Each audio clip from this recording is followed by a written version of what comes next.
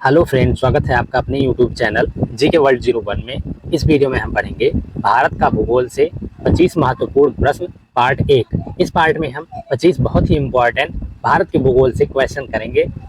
तो चलिए शुरू करते हैं पार्ट 1 क्वेश्चन नंबर 1 से। क्वेश्चन नंबर 1, बांग्लादेश की सीमा से लगे भारत के राज्य हैं। ऑप्शन ए पश्चिम बंगाल, नागालैंड, असम और मेघालय। ऑप्शन बी नागालैंड, असम, सिक्किम और पश्चिम बंगाल। ऑप्शन सी मेघालय, असम, पश्चिम बंगाल और त्रिपुरा। ऑप्शन डी नागालैंड, असम, पश्चिम बंगाल और मणिपुर। तो सही आंसर हो जाएगा आपका ऑप्शन सी मेघालय, असम, पश्चिम बंगाल और त्रिपुरा। ये चार राज्य जो हैं, ऑप्शन आपका सी, बांग्लादेश की सीमा से लगे भारत के राज्य हैं। अब भारत की सीमा से लगे सभी राज्यों को देख लेते हैं। बांग्लादेश के साथ सीमा साझा करने वाले भारतीय राज्य असम, पश्चिम बंगाल, मिजोरम, मेघालय और त्रिपुरा हैं। नेक्स्ट क्वेश्चन हो जाएगा आपका क्वेश्चन नंबर 2, निम्नलिखित में से कौन सा भारतीय राज्य कर्क रेखा के उत्तर में स्थित है। Option A Jharkhand, option B Manipur, option C Mizoram, option D Tripura. तो सही आंसर हो जाएगा आपका ऑप्शन बी मणिपुर। इन राज्यों में से मणिपुर जो है वो कर्क रेखा के उत्तर में स्थित है। नेक्स्ट क्वेश्चन हो जाएगा आपका क्वेश्चन नंबर 3, भारत के निम्न राज्यों में से किसमें तंबाकू की कृषि के अंतर्गत बृहत्तम क्षेत्र है। ऑप्शन ए उत्तर प्रदेश में, ऑप्शन बी कर्नाटक में, ऑप्शन सी आंध्र प्रदेश में, ऑप्शन डी गुजरात में। तो सही आंसर हो जाएगा आपका ऑप्शन डी गुजरात में। भारत के इन राज्यों में से गुजरात में तंबाकू की कृषि के अंतर्गत बृहत्तम क्षेत्र है। तंबाकू उत्पादन के मामले में गुजरात जहां सबसे आगे है, तो वहीं उसके बाद दूसरे नंबर पर आंध्र प्रदेश है, जहां कुल 23.08% तंबाकू का उत्पादन किया जाता है। फिर उत्तर प्रदेश है, जहां 12.23% उत्पादन किया जाता है। नेक्स्ट क्वेश्चन हो जाएगा आपका क्वेश्चन नंबर 4, भारतीय चावल शोध संस्थान स्थित है। ऑप्शन ए कटक में, ऑप्शन बी कोलकाता में, ऑप्शन सी त्रिवेंद्रम में, ऑप्शन डी मुंबई में। तो सही आंसर हो जाएगा आपका ऑप्शन ए कटक में। भारतीय चावल शोध संस्थान कटक में स्थित है। नेक्स्ट क्वेश्चन हो जाएगा आपका क्वेश्चन नंबर 5, निम्न में से कौन सा केंद्र शासित प्रदेश नहीं है। Option A Goa, option B Lakshadweep, option C Dadra और नागर हवेली, ऑप्शन डी चंडीगढ़। तो सही आंसर हो जाएगा आपका ऑप्शन ए गोवा। इनमें से गोवा जो है वो केंद्र शासित प्रदेश नहीं, वो प्रदेश है, एक राज्य है। बाकी लक्षद्वीप, दादर और नागर हवेली, चंडीगढ़, ये तीनों केंद्र शासित प्रदेश हैं। नेक्स्ट क्वेश्चन हो जाएगा आपका क्वेश्चन नंबर 6, निम्नांकित में से कौन सा भारत का सबसे पुराना जल शक्ति उत्पादन केंद्र है। Option A Mayurakshi, option B Machkund, option C Pallivasal, option D Sivasamudram. तो सही आंसर हो जाएगा आपका option D Sivasamudram. Sivasamudram जो है भारत का सबसे पुराना जल शक्ति उत्पादन केंद्र है। नेक्स्ट क्वेश्चन हो जाएगा आपका क्वेश्चन नंबर 7, महानदी पर निर्मित बांध का नाम है।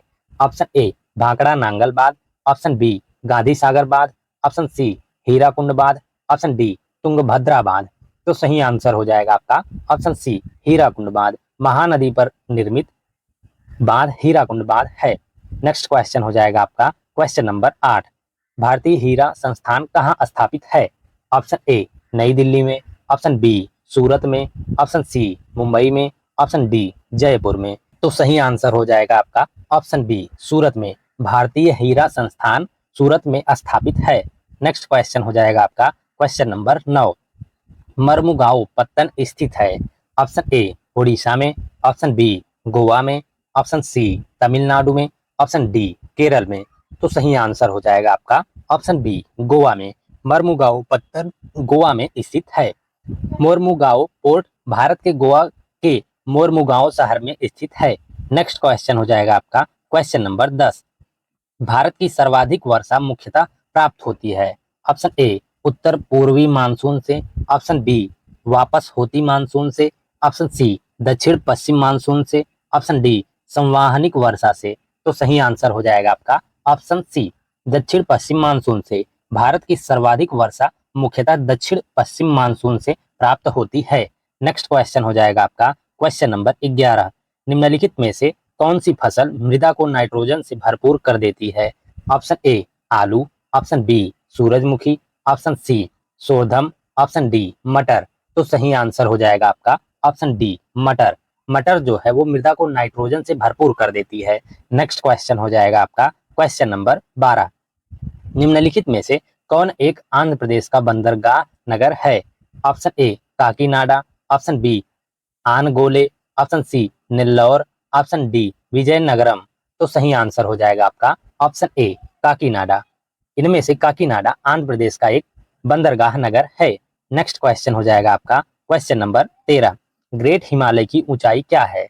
Option A 8,848 metre, option B 8,890 metre, option C 8,815 metre, option D 8,860 metre.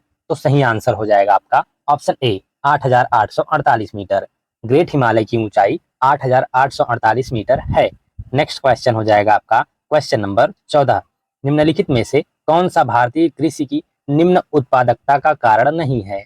Option A जनसंख्या का दबाव, ऑप्शन बी सहकारी कृषि, ऑप्शन सी प्रच्छन्न बेरोजगारी, ऑप्शन डी भूजोत का छोटा आकार।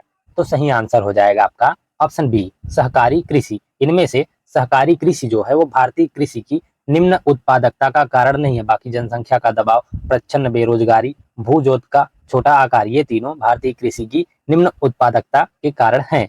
नेक्स्ट क्वेश्चन हो जाएगा आपका क्वेश्चन नंबर 15, तेजाबी मिट्टी को कृषि योग्य बनाने हेतु निम्नलिखित में से किसका उपयोग किया जा सकता है? ऑप्शन ए लाइम का, ऑप्शन बी कैल्शियम का, ऑप्शन सी जिप्सम का, ऑप्शन डी वेजिटेबल कंपोस्ट का। तो सही आंसर हो जाएगा आपका ऑप्शन ए लाइम का। इनमें से तेजाबी मिट्टी को कृषि योग्य बनाने हेतु लाइम का उपयोग किया जा सकता है। नेक्स्ट क्वेश्चन हो जाएगा आपका क्वेश्चन नंबर 16, चंबल घाटी के खोह खड्डों के निर्माण का कारण निम्नलिखित में से किस प्रारूप का अपरदन है? ऑप्शन ए आस्फालन का, ऑप्शन बी चादरी का, ऑप्शन सी क्षुद्र सरिता का, ऑप्शन डी अवनालिका का। तो सही आंसर हो जाएगा आपका ऑप्शन डी अवनालिका का। चंबल घाटी के खोह गड्ढों के निर्माण का कारण अवनालिका प्रारूप का अपरदन है। नेक्स्ट क्वेश्चन हो जाएगा आपका क्वेश्चन नंबर 17, ऋतु प्रवास किया करते हैं? Option A Bhutia, option B Jaunsari, option C Tharu, option D Buksa. तो सही आंसर हो जाएगा आपका ऑप्शन ए भूटिया। भूटिया जनजाति के लोग ऋतु प्रवास किया करते हैं। नेक्स्ट क्वेश्चन हो जाएगा आपका क्वेश्चन नंबर 18, निम्न में से कौन रेजिड्यूल पर्वत का उदाहरण है?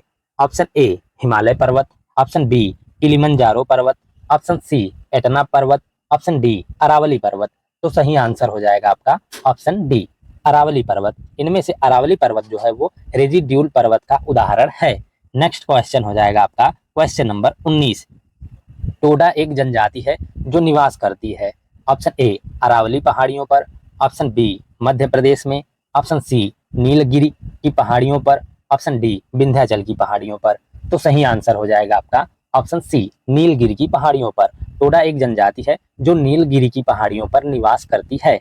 नेक्स्ट क्वेश्चन हो जाएगा आपका क्वेश्चन नंबर 20, निम्नांकित में से कौन सी एक नदी डेल्टा का निर्माण नहीं करती है? Option A Mahanadi, option B Godavari, option C Narmada, option D Kaveri. तो सही आंसर हो जाएगा आपका ऑप्शन सी नर्मदा। इनमें से नर्मदा नदी डेल्टा का निर्माण नहीं करती, बाकी महानदी, गोदावरी और कावेरी ये तीनों नदियां डेल्टा का निर्माण करती हैं। अब देख लेते हैं कि कौन कौन सी और नदियां हैं जो डेल्टा का निर्माण नहीं करती हैं। नर्मदा नदी डेल्टा नहीं बनाती है।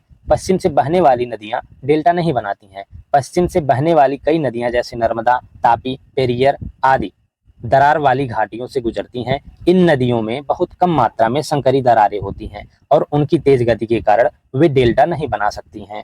नेक्स्ट क्वेश्चन हो जाएगा आपका क्वेश्चन नंबर 21, निम्नलिखित फसलों में से किसे हरित क्रांति का सर्वाधिक लाभ उत्पादन एवं उत्पादकता दोनों में हुआ है? ऑप्शन ए ज्वार में, ऑप्शन बी मक्का में, ऑप्शन सी चावल में, ऑप्शन डी गेहूं में। तो सही आंसर हो जाएगा आपका ऑप्शन डी गेहूं में। इन फसलों में से गेहूं में हरित क्रांति का सर्वाधिक लाभ उत्पादन एवं उत्पादकता दोनों में हुआ है। नेक्स्ट क्वेश्चन हो जाएगा आपका क्वेश्चन नंबर 22, कौन सी नदी रिफ्ट घाटी या भ्रंश द्रोणी से होकर बहती है? ऑप्शन ए नर्मदा नदी, ऑप्शन बी ब्रह्मपुत्र नदी, ऑप्शन सी गंगा नदी, ऑप्शन डी कृष्णा नदी। तो सही आंसर हो जाएगा आपका ऑप्शन ए नर्मदा नदी। इनमें से नर्मदा नदी रिफ्ट घाटी या भ्रंश द्रोणी से होकर बहती है। नेक्स्ट क्वेश्चन हो जाएगा आपका क्वेश्चन नंबर 23, निम्नलिखित नदियों में कौन अध्यारोपित नदी का उदाहरण है? ऑप्शन ए अलकनंदा नदी, ऑप्शन बी कोसी नदी, ऑप्शन सी चंबल नदी, ऑप्शन डी गोदावरी नदी। तो सही आंसर हो जाएगा आपका ऑप्शन सी चंबल नदी। इनमें से चंबल नदी अध्यारोपित नदी का उदाहरण है। देख लेते हैं कि अध्यारोपित नदी क्या कहते हैं, किसे कहते हैं और कौन कौन सी हैं नदियां। नदी निम्नवर्ती गहरे अपर्दन द्वारा ऊपरी आवरण शैलों को काटकर निचली शैल पर पहुंच जाती हैं और अपनी घाटी का विकास करती हैं। दामोदर, सुवर्णरेखा, चंबल, बनास और रीवा पठार पर बहने वाली नदियां अध्यारोपित जल निकासी के अच्छे उदाहरण हैं। नेक्स्ट क्वेश्चन हो जाएगा आपका क्वेश्चन नंबर 24। मेघालय का पठार भाग है। ऑप्शन ए हिमालय श्रेणी का, ऑप्शन बी पूर्वी घाट पर्वतों का, ऑप्शन सी प्रायद्वीपीय खंड का, ऑप्शन डी सतपुड़ा श्रेणी का। तो सही आंसर हो जाएगा आपका ऑप्शन सी प्रायद्वीपीय खंड का। मेघालय का पठार प्रायद्वीपीय खंड का भाग है। नेक्स्ट क्वेश्चन हो जाएगा आपका क्वेश्चन नंबर 25। निम्न में से कौन सी नदी मध्य प्रदेश से निकलती है और खंबात की खाड़ी में गिरती है? ऑप्शन ए पार्वती नदी, ऑप्शन बी लूनी नदी, ऑप्शन सी माही नदी, ऑप्शन डी जवाई नदी। तो सही आंसर हो जाएगा आपका ऑप्शन सी माही नदी। इनमें से माही नदी मध्य प्रदेश से निकलती है और खंबात की खाड़ी में गिरती है। Thank you guys for watching. इस वीडियो में हमने भारत के भूगोल से 25 महत्वपूर्ण प्रश्न पार्ट 1 कवर किया है। इसके नेक्स्ट पार्ट में हम 25 इंपॉर्टेंट क्वेश्चन और कवर करेंगे भारत के भूगोल से पार्ट 2। तो वीडियो में कंटिन्यूअस बने रहिएगा and thank you for watching.